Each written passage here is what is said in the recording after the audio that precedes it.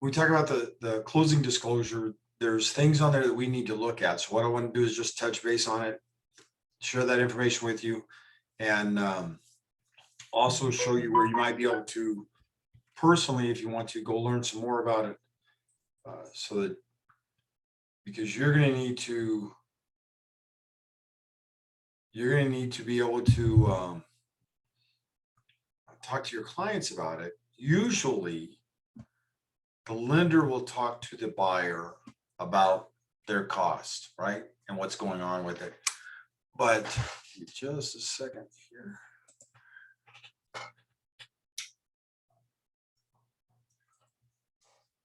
But the seller, there's nobody that really talks to the seller except for the title company, and that's at the closing. So what we need to do is be able to talk to both sides, in whatever side we're working with or working for, to make sure that they're covered. On the slide that I'm sharing with you right now, it just basically talks about the title company. And please understand that all the title companies all the title companies are basically the same when it comes to the title insurance, right?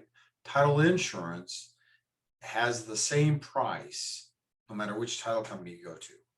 If I go to Stewart Title for a $100,000 house, a title policy is going to be the same there as it would be at San Jacinto or whatever, Trinity Title. It's all going to be, this title policy price is going to be the same.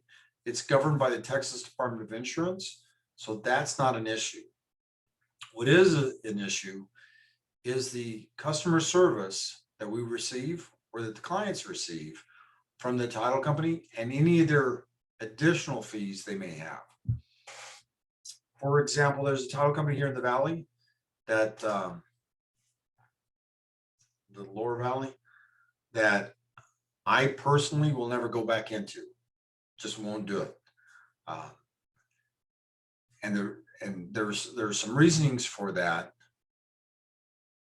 I've had two situations, or we've had two situations where it didn't work out the way it was supposed to. And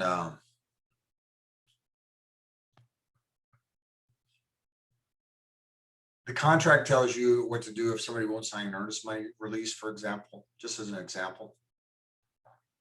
And that title company said they don't care what the contract says, they don't have to go by that. So we ended up, because they won't release the earnest money, it ends up going to the state, right? So we ended up giving the buyer their $500 earnest money back. My wife and I did. We gave it back to them. And we've had that happen a couple of times at that title company. So because of that, I won't go there. Now, if a client says they absolutely want to go there, that's their choice. But if they ask me which title company would I recommend, it's not going to be that one, right? And so you'll learn some of that as you're working through some of this. And when I say that, there's other people that swear by that title company. But it's just, for me, it wasn't a good experience. That's just like Stewart Title Company in Harlingen. Used them for years, absolutely fantastic. Brent Greer runs it now. And when Brent was with another title company, I mean, I used Stewart before she ever went there, right? But I was using Stewart as a title company for my clients, but using Brent Greer from another title company to help teach new agent training. In fact, this kind of a class. So I share that with you because it's all depends on the title company. It all depends on the customer service and their junk fees or additional fees, if you will, right? If you have anything any questions or anything, just jump in and ask or throw it in the chat. We'll see what we can do with it. As we go through this today, just to give you a quick overview of what's going to happen with it, right?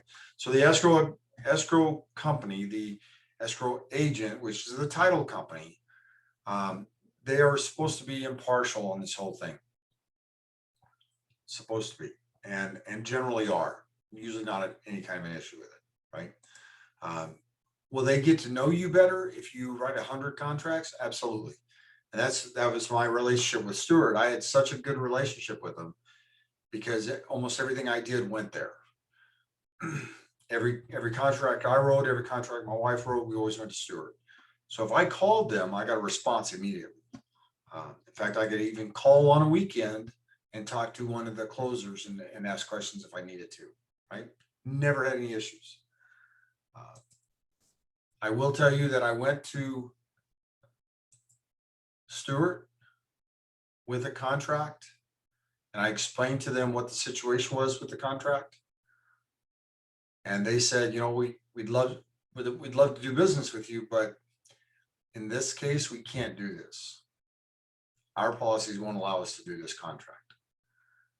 And they recommended I go somewhere else. And I went to the other title company and they closed that one and about 50 more like it. And the issue was, I worked for a repo company. I worked for a repo company that was doing property tax loans. So you can't pay your property taxes, so they loan you the money to pay them. And when you don't pay them back, they foreclose on the property, which is kind of insane, right? But it's the way it works. So I was getting the repos, and once they foreclosed on you, on the person, I get that property as an assignment, and we would take it from there. When there's a tax foreclosure, property tax foreclosure in the state of Texas, you have a 2-year redemption right, right? And that's why Stewart Title wouldn't take it. They didn't want to get involved in that and possible issues that came up from it. But the other title company, we had documentation that the attorneys put together, and they said this will work. And we went from there. So, and when I talk about the 2-year right of redemption, if you're not familiar with that, on a property tax sell, 2-year right of redemption means that they have to pay you what you paid. They have to repay any necessary repairs, not cosmetic, but necessary, that you had, and interest. And any interest that would have been, interest on what you had paid for it, right? And if you check that interest rate in your county to see what it is, I don't know if every county is the same, but I will tell you in Cameron County, the first year is 25%, the second year is 50%. And the county clerk office, when I was talking to them about it, because I was dealing with those properties, who actually comes back and gets these properties? They said, very seldom do you ever see anybody because of that interest. So they have to pay what you paid plus for the repairs and the interest. They couldn't pay the taxes to begin with, which is why they lost it, right? But do they? Occasionally. So you have to have everything, because that's the law. You have to make sure that you have everything covered. Anyway, sorry about that. On the when we talk about the title companies, some of the things we're going to look at is we're going to have we're going to look at some of the escrow aspects of it, right? So the title company is going to take and set up an escrow account. And when they set all this up on the two sides, it's always a little different. So for example, the seller side, we have prorations we have to work with, and you need to know about that, and you need to know how to work that out, because you need to do a seller's estimated net proceeds so that you have that available.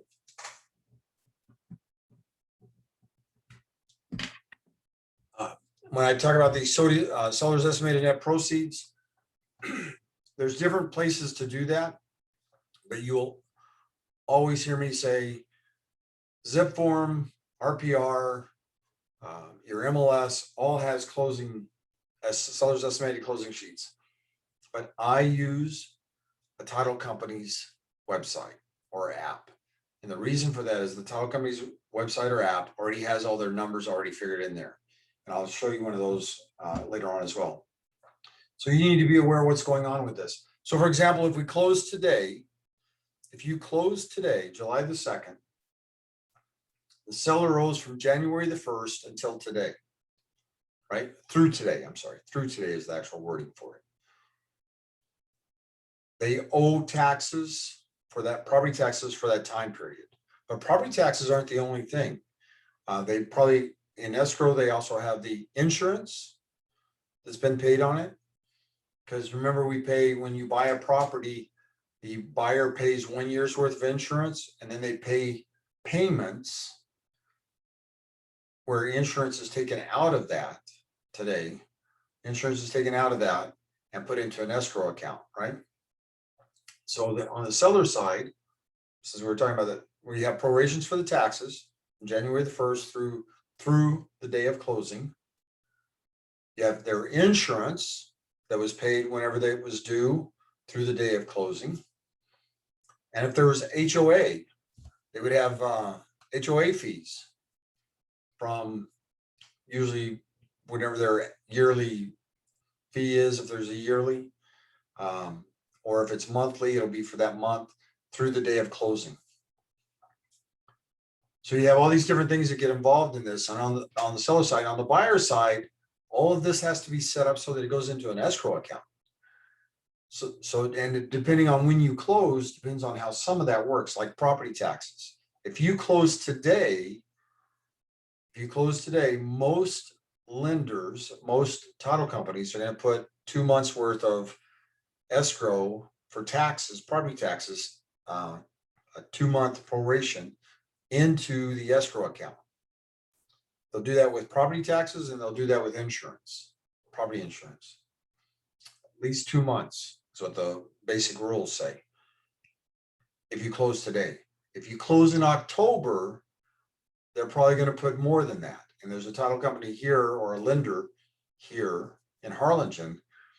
Well, I'll take it back. She's retired now. They used to require 4 months. If you close in October, they would require 4 months worth of prorations on the buyer side for taxes and insurance. Taxes being the main thing, property taxes being the main part. And the reason for that was because October is when property taxes can be paid, but they're not due until January. If they close in October, they're generally going to make that payment and pay those property taxes. But that buyer is going to be, if they don't collect in advance, the buyer is going to be short come next year, right? So they want to, it's all in trying to work the numbers out. And I'll show you some ways that you can work with some of that. When we talk about the title insurance, the whole idea of the title insurance is to actually keep us from having any issues if anything comes up. Let's say there's a judgment against the property, or some kind of a lien on it, or something of that nature. And liens are something that you would think should be not a problem, but they are. And I'm going to show you a couple of issues with those.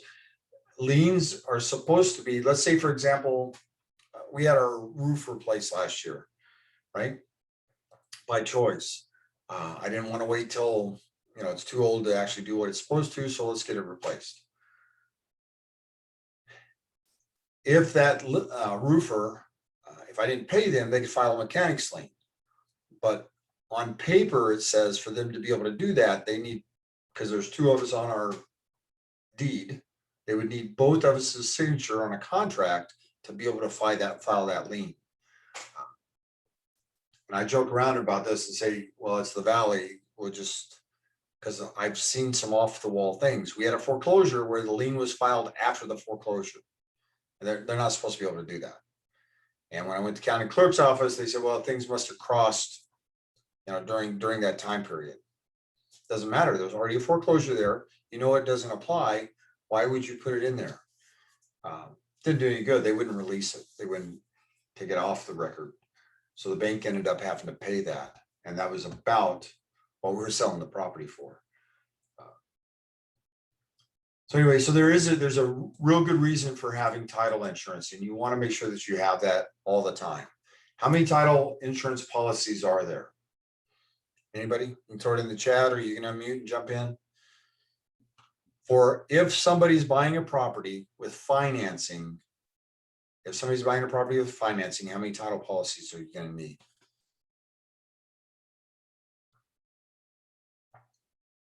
You need 2.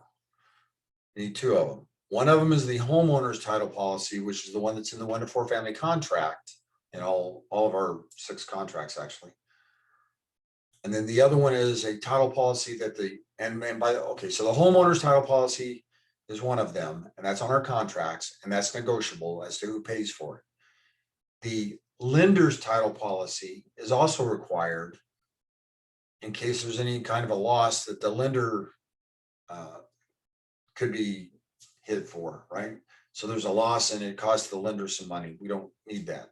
So there's that one, and that one's normally paid for by the buyer.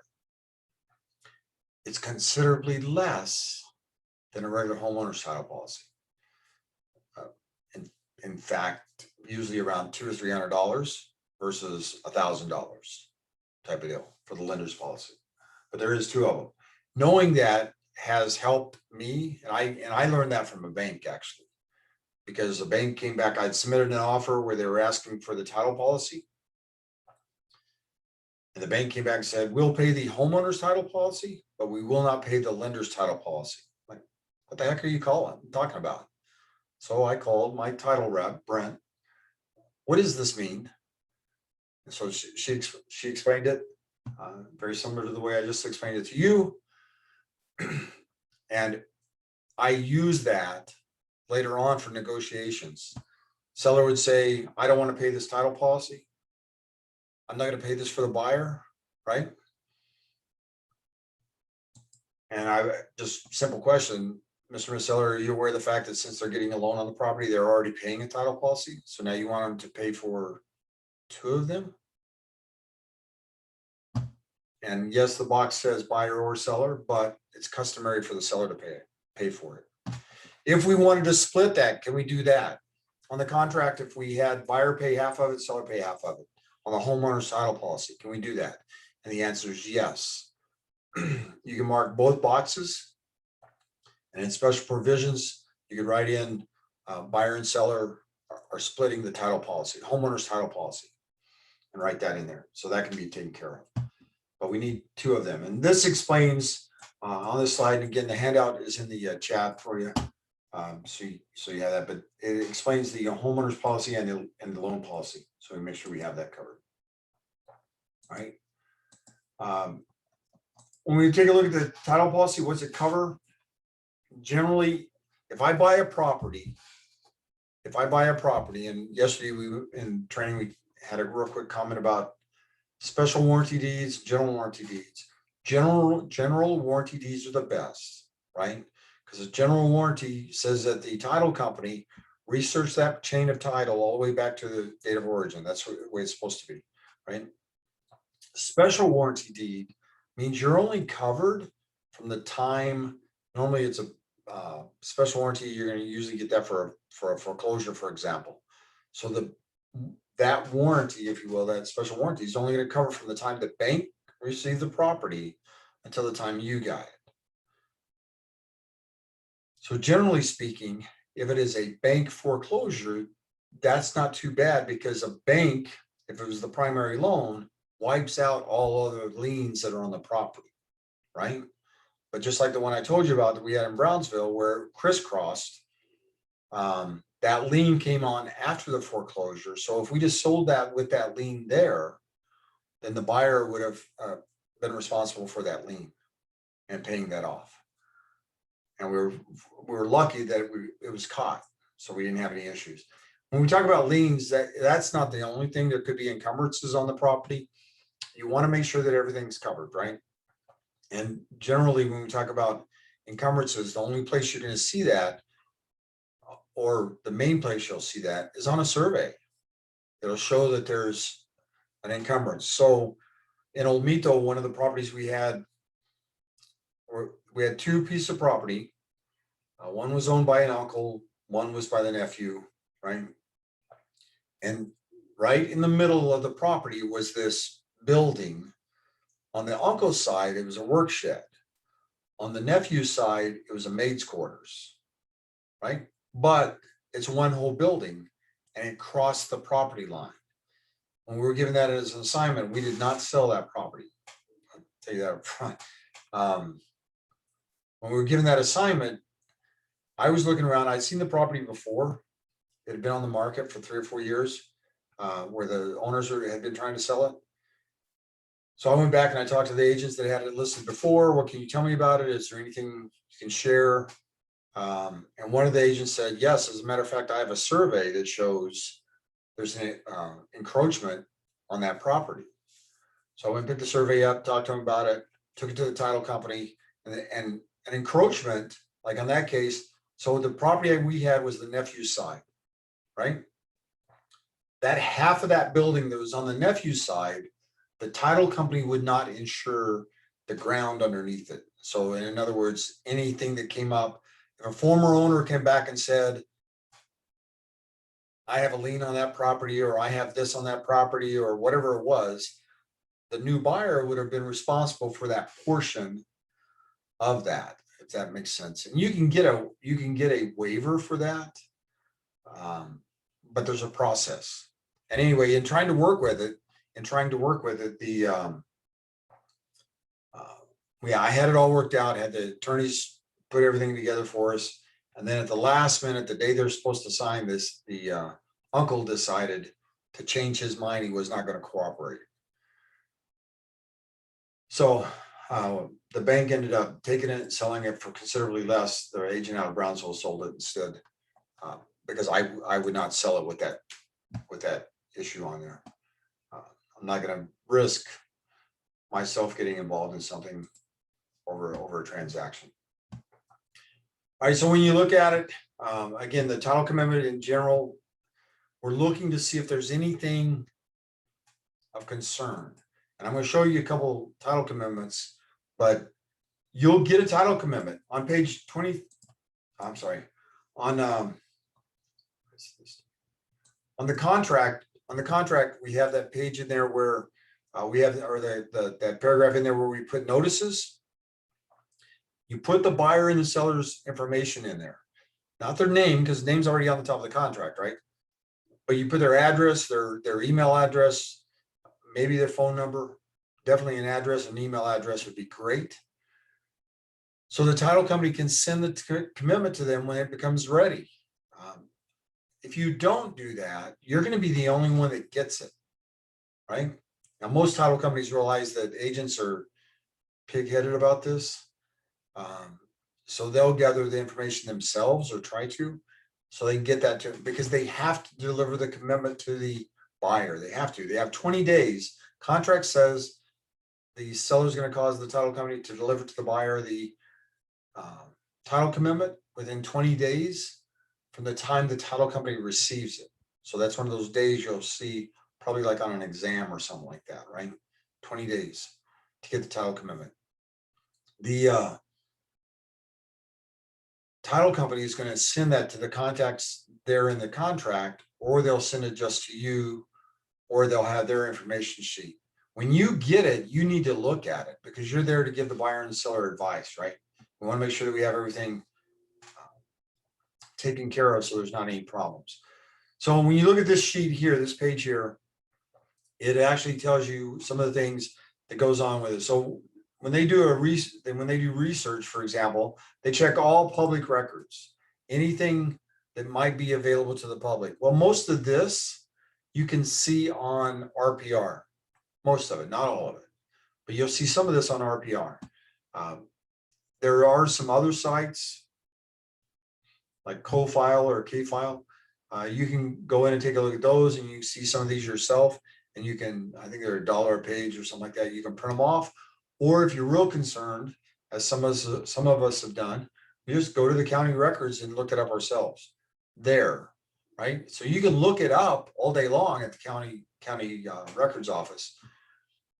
If you print it, you have to pay for it, right? So I've gone in there. I had a couple properties I was working on where we had to verify ownership, and I went in to take a look at this so I could try to get things taken care of. All right, so some of the other things on here, when we look at it, when the escrow receives the preliminary title report, they're going to send that out to everybody. That's what I was getting at earlier. Buyer and seller, realtor is going to, number 8, they're going to take a look at it, review it, see if there's anything on there. If a title company calls you and says we have a problem with the title commitment, find out what it needs, what do we need to do to get it fixed? What do we need to do to get it fixed, and how can I help fix this problem? And when I tell you that, don't get excited about it, because these problems come up all the time. It's not a major issue. The situation might be a little sticky. The buyer or the seller might get a little irritated, but it's a part of doing business. And I'll share with you just two of them, one on each side. When I first came back to the Valley, the very first transaction I had in the Valley was out of Los Fresnos. And the buyers were buying a house over there. Title commitment comes in, and it says that there's a problem on there with unpaid child support. Unpaid child support. There's a lien on the gentleman for an unpaid child support. I called the title company, talked to them. They want, the social security number, copy of driver's license. We could probably, if it's not him, we can get this taken off. If it is him, we got to get it paid. He's not going to be allowed to buy the property. Well, my problem with that was it was a young couple and she was pregnant. So I call the house number to get hold of him, and she answers the phone. I asked for him. She says he's at work. Okay, well, when he gets home, can you have him give me a call? I need to talk to him real quick. Well, what's the problem, Mac? Nothing. Just have him give me a call. Mac, what's going on? So eventually I told her. She just laughed about it, which for me, I was a little uncomfortable, because you just never know, right? And the other one was a gentleman here in Harlingen. When the title commitment came out, he had several liens that had been filed on him, several of them, about 6 or 7 of them, that had been filed on him because of his business. He had a large business. The business went bankrupt. Everything was supposed to have been wiped out. No big deal. But the person who he had bought equipment from out of Houston had filed a lien against his personal property, which is, you can't do that, right? So that was with Stewart Title, for example. When they called, when they told me about it, they said, okay, here's what you're looking at.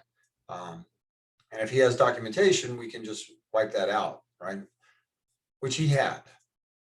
But when I told him about it, he said he was driving to Houston, and I won't tell you everything else he said, but he was extremely irritated with it. And I just had to listen to all that and get him to calm down so we could get this thing worked out. If you have the documentation, we can take care of it. No sense in going crazy on us. So when you get them, please look at them. Please look at them, know what's on there, right? So you can get things taken care of. So the escrow agent gets the contract, title company gets the contract, they assign it to a closer, or you may say, I want it to go to this person, and that's fine, right? Sometimes we do that by email.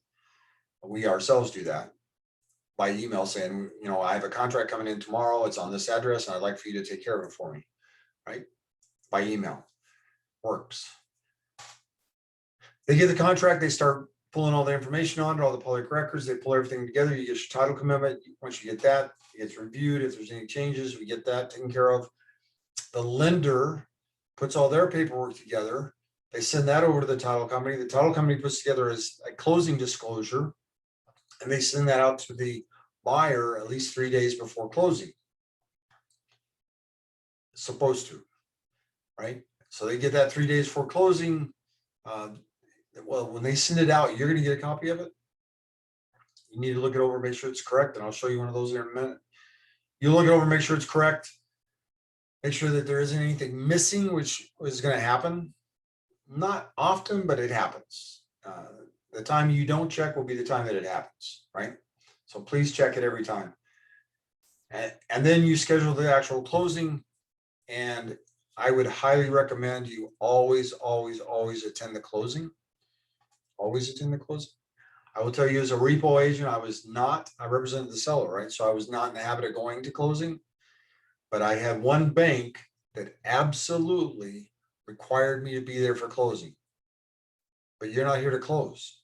So what closing am I going to attend? When the buyer signs, we want you in the room. Why? Most agents don't like that. But I did it for about 4 years. And they just sat in the corner. If there's a problem that comes up, I'm on the phone to the bank. Here's what we have. They don't want to call at the end of the day saying we didn't close for whatever reason. They're real picky about that. So please attend the closings and make sure you've looked over the paperwork, make sure you have the CD together. If you have any questions, ask. So the title commitment and the CD are two things that you as an agent need to look at for every transaction you have. Every transaction. And if there's a question, ask. Please don't allow somebody to say, oh, it'll get worked out. We need to make sure that we have it covered. Any questions there? All right. I have made mention of this, and I just wanted to show you real quick, and it cites the source on it as well. So the contract says you have earnest money going to the escrow agent, right? And this is from Investopedia, but on here it says it's a person or an entity that holds the money. If there's a disagreement, we got to have somebody to take care of it, somebody who we can talk to, right? And it tells you that it's normally played by an attorney or a notary in civil law, but normally an attorney. The title company has an attorney. The title company is where it's going to be. The closing agent, which is the person we want to work with at the title company, their job is to make sure that they have all the instructions together from everybody and get it out and make sure that everything is set up the way it's supposed to be set up. It's a real simple process. And whoever started that nonsense, I could, but anyway. So when you fill out the contract, make sure you put the title company's name in there so that we have that. We don't have any issues there. All right. Now what I would like to do is show you a couple little things that I was talking about, the closing disclosure being one of those. We're going to hit this just real quick. So you have that. We're going to do the closing disclosure and the title commitment. In fact, we are going to look at a title commitment first. Okay, two of them I want to show you real quick. So when you get the title commitment, you're going to get, it's going to have all these pages in there. And this is just as an example. And by the way, I have not blackened anything out on this. So, and I normally, if I was teaching at a GRI class or something like that, I would not share this information. But within the company, I want to make sure that you guys actually see what's going on with it. So you're familiar with the way it looks. This is the way it starts out, right? And again, even in some of the advanced classes, I would take the title company name off there because people get antsy about that. But you have the title company, you have the cover sheets, all that stuff that goes in there, how they work. If you have any complaints, what do you need to do? All that's in there. And remember, once again, the title companies are governed by the Texas Department of Insurance. It tells us that if there's a problem, that's who we need to contact. And that's important because occasionally your buyer is going to contact you and say, hey, I have a problem here. Who would I call? And obviously the local rep is where we want to start, right? Normally we can fix things there. And just recently, by the way, anytime you have a closing, both the buyer and the seller sign a form saying that they agree to work with the title company if anything comes up after the transaction, after they've signed everything, after they say we're done. If anything comes up that needs to be worked out, they agree to come in. And that will happen. There will be things that'll come up and need to be fixed. And when they get that call from the title company telling them that we were short funds or because we didn't calculate taxes right, or we were short this, or we forgot to have you sign this form. When they get that call, the first person they're going to call most of the time, or at least our experience was, they're going to call you to verify that it's true. And want to know whether they actually really have to do this or not. And the answer is yes, you agreed to do that. All right. Yeah, the form that tells you what it is. So this is Schedule A, and it basically gives you the information about the property, right? The property owner's insurance, title policy. You have a title policy amount, so you know what the amount is. That should cover the sales price or the mortgage on it, depending on what you're looking at. Normally, it's the sales price is what we're talking about on the property. If there's any other things in here that are being taken care of, that'll be in there as well, right? It gives you the information on the buyer and the seller. Schedule B is the exception. So here's, in the contract, it says the buyer has the opportunity to object to exceptions. That's the one yesterday. If you were in the class yesterday, for some reason, there's people leaving days out of that.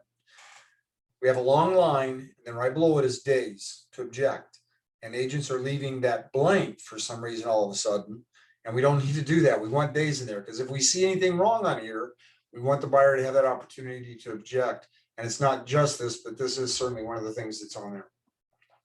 So it'll tell you what problems there are. If there is anything, it'll tell you that. It'll let you know what those are, so you can take a look at them. You have to just read through it. The first few times you look at it, if you don't read through it, may not understand what's going on with it. But like liens and leases that affect the land of the title, it explains all that. The shortages in the area, how that works. And it tells you right here, upon receipt of the approved survey, right? They're going to be modified to read shortages in area, because that's what we added to the contract. That's what we had in the contract. If you mark will not be, then they would not have this part in there, right? But again, that's something for me, I always want that to be yes. Let's go ahead and just get it done at the beginning and get it over with. And on the listing side, I've never had a seller deny that. It's 5% of the title policy. So you're talking $100 maybe, right? 120. Schedule C, that's your main one. And I'm gonna show you two of these real quick. On Schedule C, it's gonna actually go through everything. So if you've seen a question or something that says on the title commitment, you as an agent should look at which schedule. Schedule C would be one of them that you want to always be concerned about, because that tells you what's going on with it, right? And if you read through every line, most of them are going to be the same, so it's not that big of a deal. But evidence that no person is occupying the property or has a claim of the property, they're going to get that from public records. Any improvements of the property, all that's supposed to be on there. There's no mechanics lien, right? Any defect or lien or other matter. All this stuff is addressed in here. The map for the locations. So on this one, it looks pretty clean, right? And then you have Schedule D, which is, again, just some additional information, but it's additional information about the title company and the share owners and et cetera. It gives you the fees here for that, right? So that title commitment is clean. Let me show you this one real quick. This is a Schedule C, and again, this was a real one. So on this one, and this is an older one, I use it just for you so you have an example of it. On this Schedule C, look right here where we have a tax lien, right? For the Hidalgo records. So it's the county tax lien, right?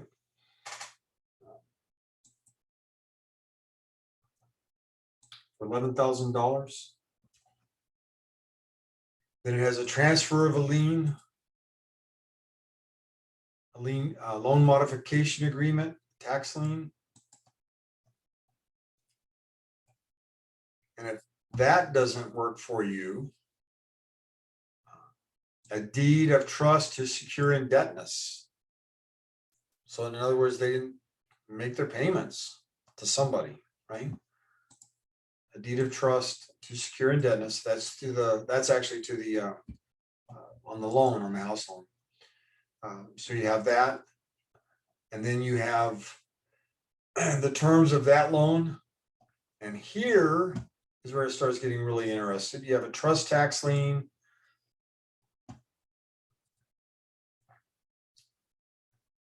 And then you have federal tax lien, federal tax lien, federal tax lien, federal tax lien, and a federal tax lien, and a federal tax lien.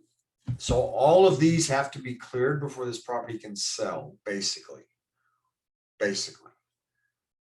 If you were the listing agent and you receive this, what would be your first step?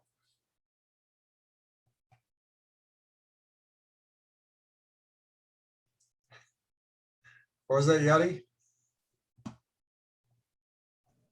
They have to pay, or clean all that stuff before I could list that. Like, I don't want to have a buyer or have somebody a buyer and they cannot buy the property because of all those liens.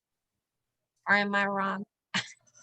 No, no, you're right. So I asked, the question is, what, if you've seen this, what would be your first step? And once again, in my mind, even today, knowing what, or at least thinking that I know what needs to be done here, my first step is I'm going to call the title company and see, what do we need to do?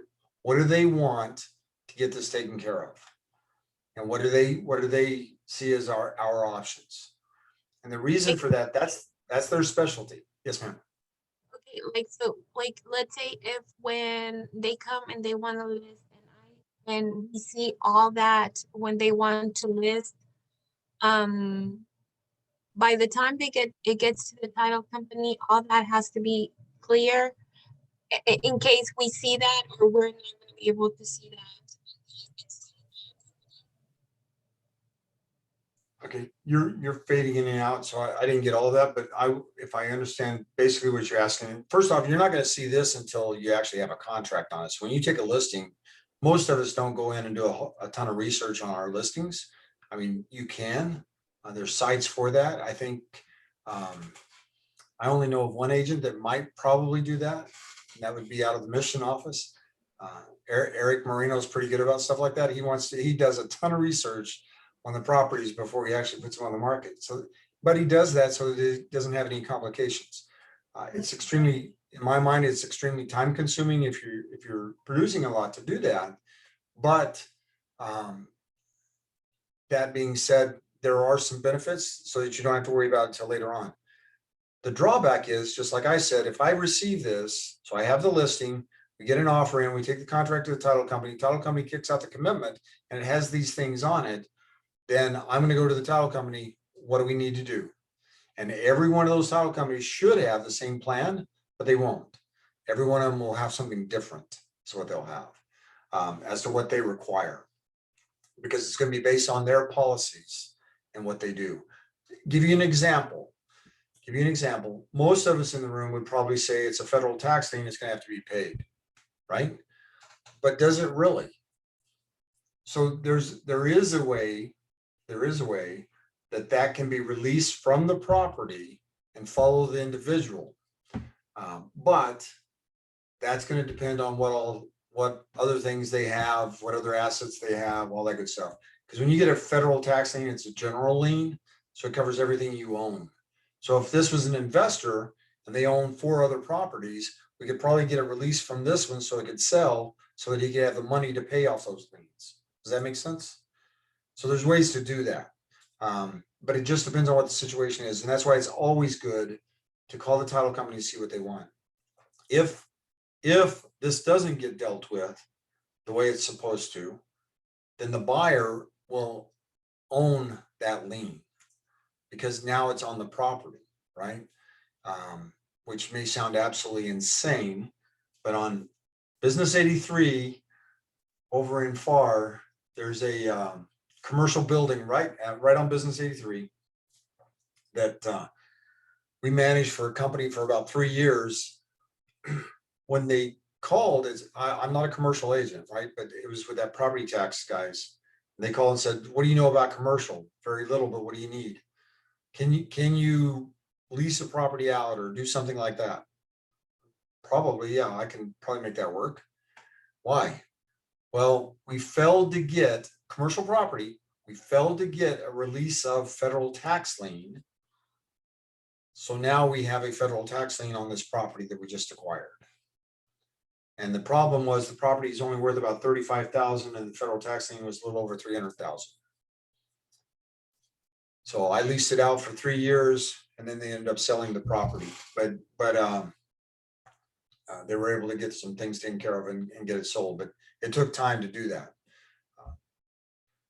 So there are ways to work with it. So you first, anytime you see something on here, anything crazy on here, child support, any bad judgments, any of that stuff, the very first thing you need to do is pick up the phone and talk to that rep at the title company. Please, Don't assume this is the way it's going to go. Everybody good? Right.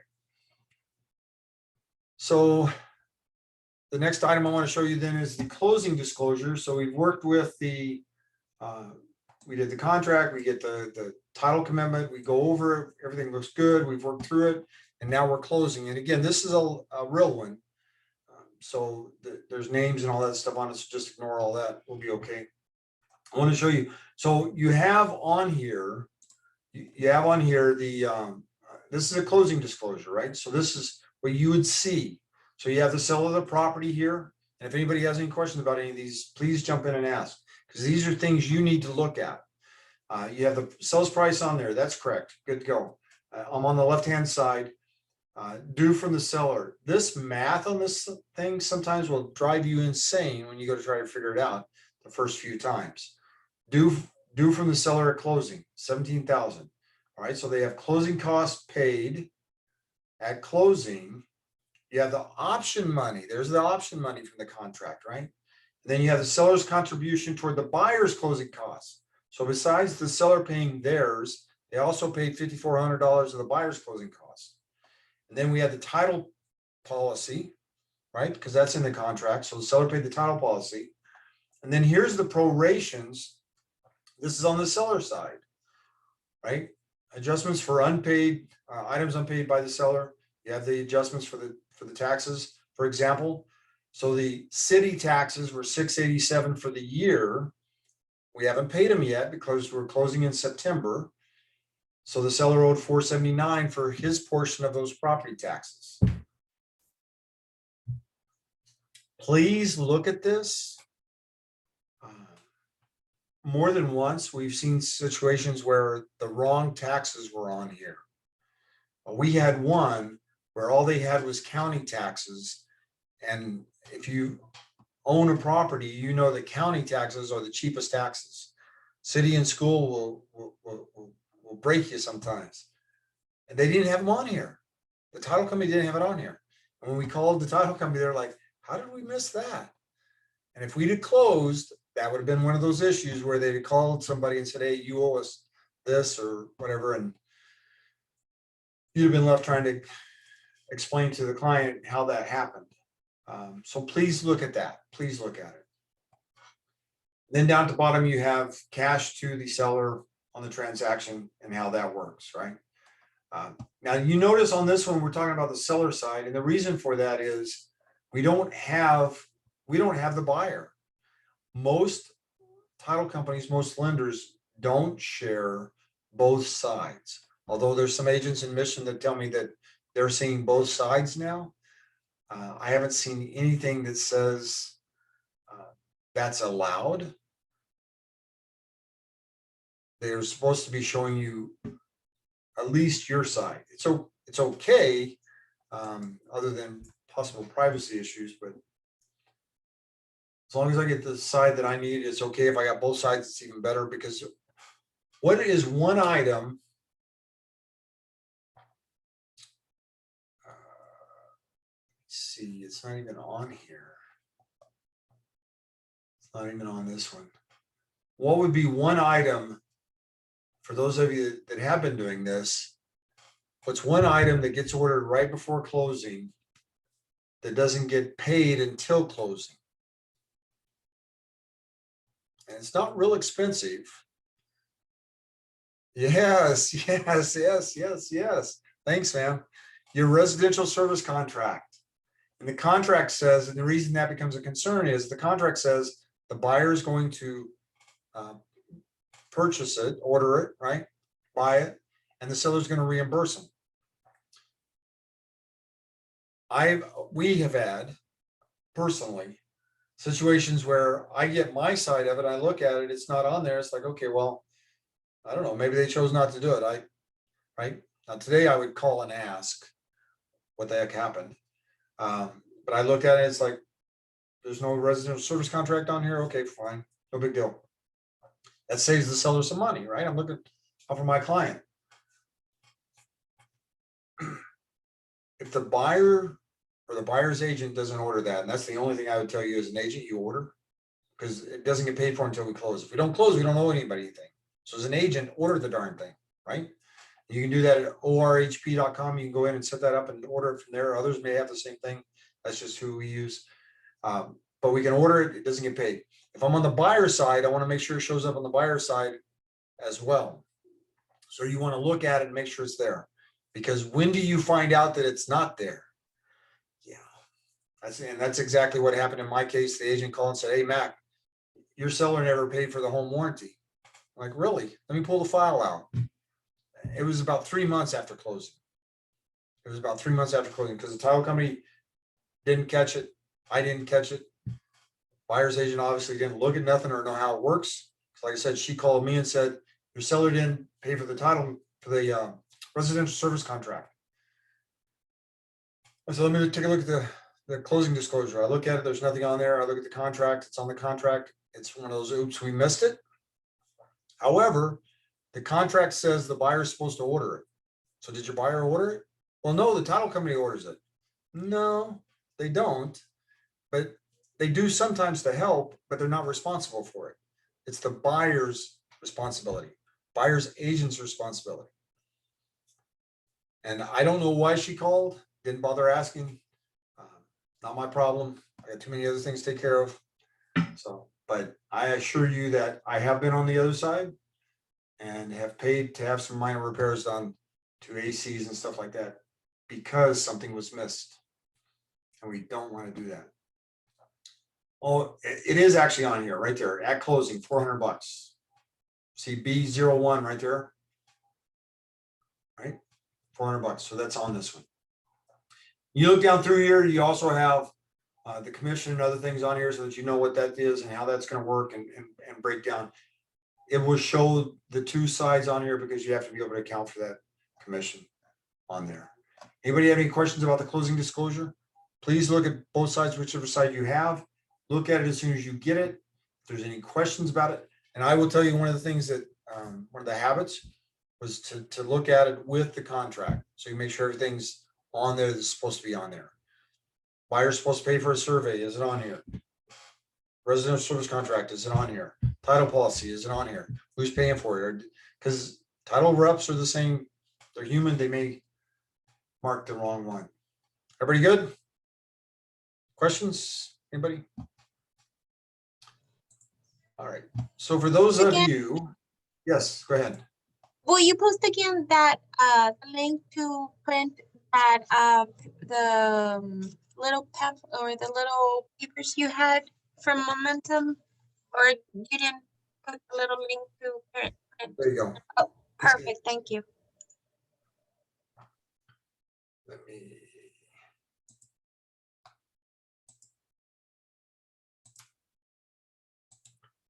All right, so for those of you that have some spare time,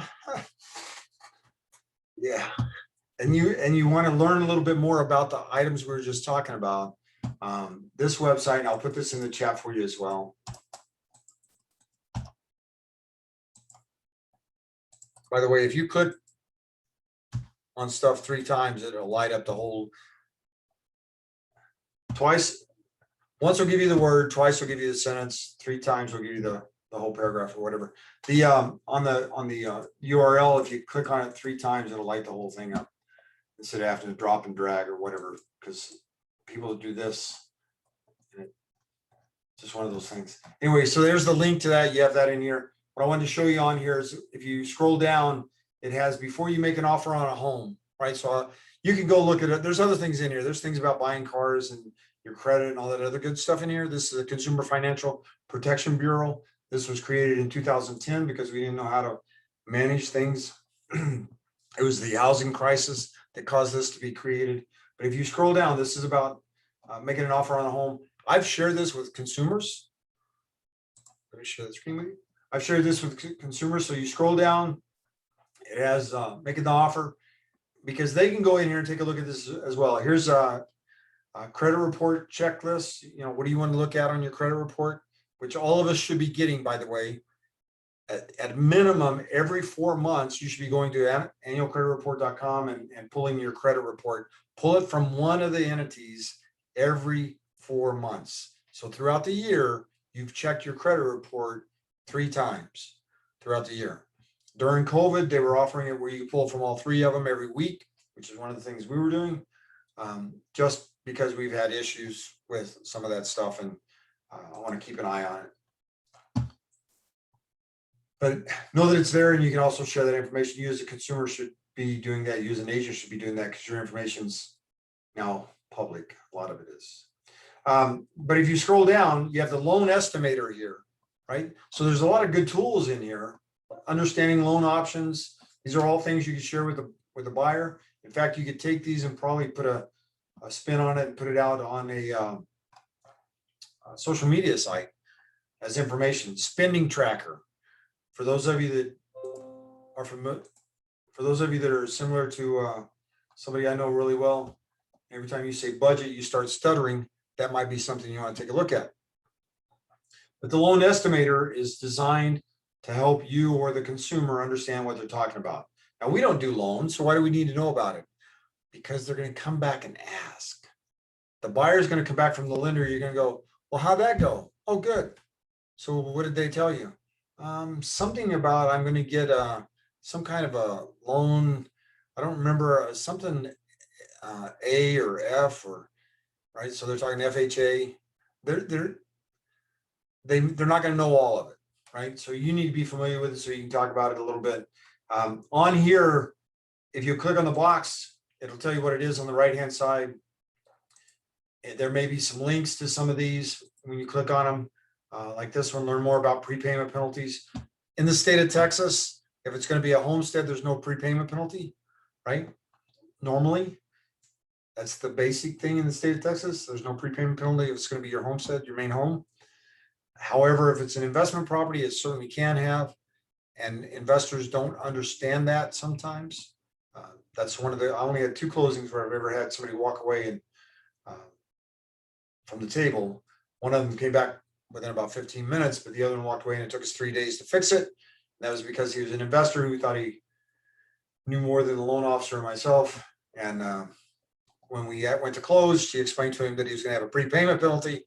And he's like, I'm not doing that, because he buys them, fixes them, and flips them. And if he pays it off early, now he's gonna have to pay extra, right? So he just, 3 days later, we just paid cash on it. We still closed, but wouldn't listen. So it'll walk you through everything that's on this as far as the loan estimator, so you can be able to answer some of the questions. One of the questions that comes up quite a bit is this paragraph right here. And so you can actually go in and take a look at it, because if you look at total interest percentage, 69%, what the heck is that? Right? And you'll get some of those. It's not near as bad today as it used to be, where it was laid right out in front of them. And you're sitting there trying to explain it to them. By the way, if you are working with a first-time home buyer, please try to get that lender to go with you to closing. I mean, my wife had a closing just recently with a buyer. She's been doing this since 2003. Requested the lender to be there just in case. Now, the whole idea is, if they have any questions, you have somebody there trying to explain it besides you, right? And that's not our specialty. We may understand it, no doubt, but let the person that specializes in it explain it. Just my tip for the day. So anyway, how much will it cost you if you make late payments? Because there is consequences to it, right? All that's in here. That's the loan estimator. Why is that important? Why is the loan estimator important to us? One, because the buyer is going to see it, and we need to know what it is they're talking about, right? We want to be knowledgeable. We want to be the source of the source, not the source, but we need to know what it is, right? The other thing is, if the buyer comes back and tells us the lender said this, you'll know what it is, and you might be able to point them in a different direction, because not all lenders are equal. And some of them may have additional fees that may not fit with what the buyer needs, or they may not have the program that fits with what the buyer needs. So same thing with loan programs. You need to know what they are, a basic understanding of what they are and how they work, but not all the nuts and bolts, right? Like what can the seller contribute? What's the buyer? What can the buyer, what does the buyer have to have as a down payment? All those little things we need to know. But are there other ways of making it work? Don't necessarily have to have all the details. Closing disclosure explainer is the same thing. And again, that's on the same page right across from the loan estimator. But if you click on it, again, it'll explain to you what that is, or you can go down this side and do it as well. And again, occasionally you may have links in here so that you can go in and look at it and have a better understanding of how that works. But once again, I share this link with you so that you can share that with your clients. If you're working with first-time home buyers, this is a great resource for them, so they understand it. Are they all going to do it? Nope, not at all. And in fact,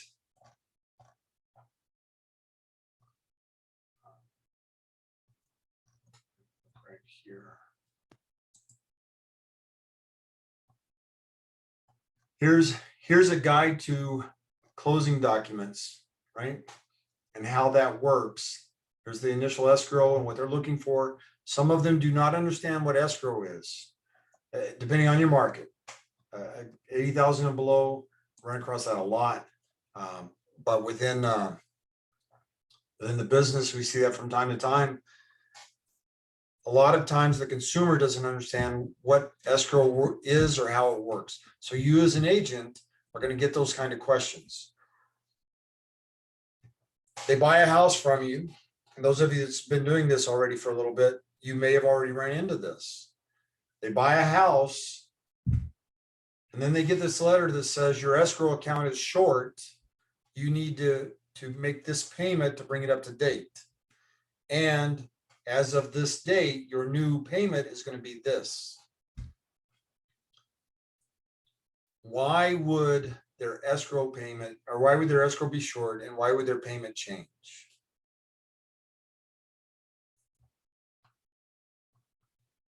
Generally speaking, it's going to be because of their taxes or their insurance.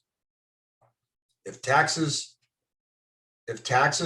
change, right? So they buy the house and taxes go up, then the house payment has to change, right? Because there's more money that has to go into escrow account to cover those taxes.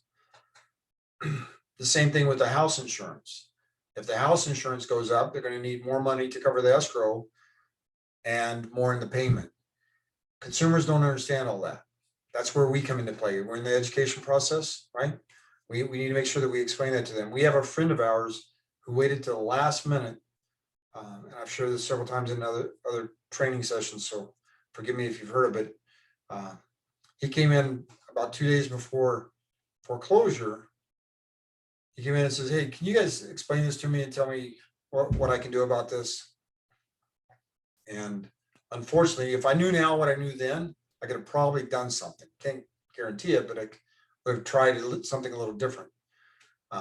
Basically, what we told him was, there's nothing we can do. They're going to foreclose on you on Tuesday, or they're foreclosing on you. Your house is going to get sold on Tuesday. So you need to actually take care of this. What I did have learned over the years is 2 days prior to that 2 days prior to the foreclosure auction, you can still stop that, but you're going to have to hustle, right? You're going to have to contact the lender. You're going to have to try to get something worked out. We could have worked out a short sale or something like that. Anyway, he ended up losing his house. Like I said, he was a gentleman we knew. He was actually our son's basketball coach when he was like in the third, fourth grade, something like that. But he lost his house, and we ended up getting it as a repo assignment, actually. So we ended up selling it, but all because of the escrow. And his comment was, the bank messed this up. Now, I've been telling them they need to fix it. I'm not going to. And the bank didn't mess it up. It's your escrow. And when I explained it to him, he goes, "Well, why didn't they tell me that?" Because I've been telling them every month they messed it up. Nobody bothered to call me. Nobody bothered to tell me anything. And the bank's not going to do that. It's the consumer's responsibility. The same thing out here in West Harlingen, Vista Verde area out there. Same thing. Property tax changes. When they bought the house, last little bit for you. When they bought the house, if you're selling new construction, make sure the buyer understands what they're getting into. That subdivision over there, we probably sold 3/4 of those houses. Because what they were doing was they were selling them, they were doing an estimated taxes, their estimated payment was based on taxes of just the piece of land, no improvements. So when it came due the next year, that's a heck of a jump. And you have people that were just, that was being ran by a cookie cutter company, let's put it like that. And for $500, here's your keys. House will be built in 30 days type of deal. And when the new payment came out, they couldn't afford it. They couldn't afford it. So just walk away from it. Forget it. Right? So please, if you're working with new construction, make sure they understand that proration and how taxes work, and then make sure if you have any questions about it, ask somebody. Understanding the proration is so easy it's so easy to work with. If you just take a look at it. If anything, occasionally we might forget to put something in there. HOA, because we don't have in Harlingen, we don't have very many HOAs. So sometimes if you ask me a question today, I might ask about that. But if it would have been 8 years ago, 10 years ago, I would have probably not even asked about HOA. All right. Anybody have any questions or comments? Once you're done, you close on them, make sure that you have the closing, make sure you send them a thank you note. The closer, whoever closed it, the title company, you can send them a thank you note, right?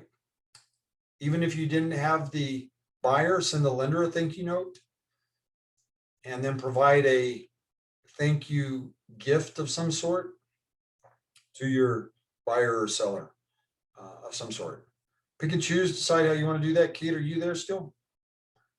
Kate, can you jump in there? I'm here. Okay, awesome. Thanks, man. What do you do with your clients as a thank you gift, as a closing gift? It kind of depends on where they've bought. If it's like a second home, vacation home, condo, a lot of times I'll do, well, I don't always do a basket with like wine or snacks or something. And then typically a nice gift certificate for one of the restaurants or some of the restaurants. Awesome. Good So, deal. you know, and I always do like a keychain from the island with their keys on it. Just little unique things, but I try to customize to the client what, you know, if they have kids or no kids or what, you know, what they're doing. But so anyway, that's just it. I appreciate it. I pick on you like that. I ask you because I thought I'd seen you post something like that for one of your clients on social media. Yeah, well, the last one that I just did, they spent their first day cleaning and everything. And she said, you don't know how much we appreciated that basket of the snacks and things like that. She said it really came in handy. So just something. Awesome. That also sends the signal that you're tied in with them. For the rest of you, you know what's going on with them. And and sometimes in training, you'll hear me mention some of this stuff, but sending something to them, giving them a little something at the end. There's limitations on what we're supposed to do. So you have to watch how you do it to make sure that you're safe on all fronts, if you will. TREC has rules on it. The IRS has rules on it.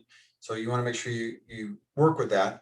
For us, we use Cutco knives. And I'm not promoting anything, I'll just share with you.